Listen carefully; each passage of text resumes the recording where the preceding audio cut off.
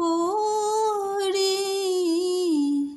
रंग महल में खेलत अवध नरेश।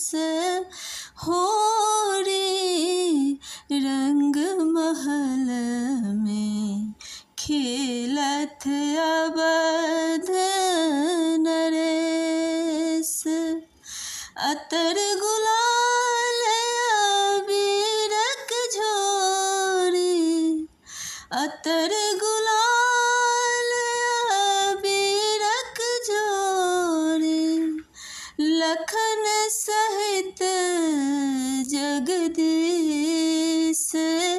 होरी रंग महल में खेलत अवध नरेश।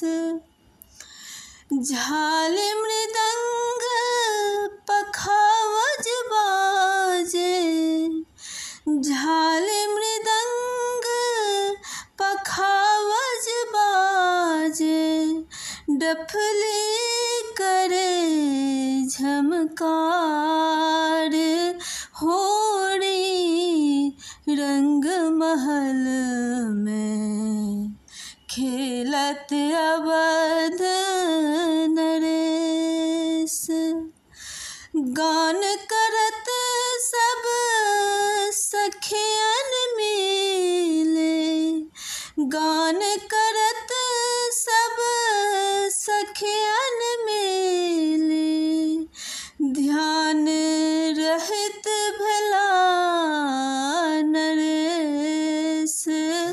होरी रंग महल में खेलत अवध नरेश।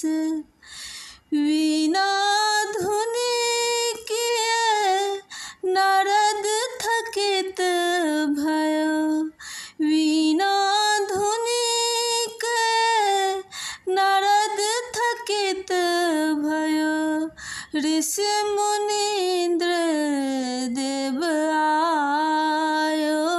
होरी रंग महल में खेलत अवध नरेश। होरी रंग महल में खेलत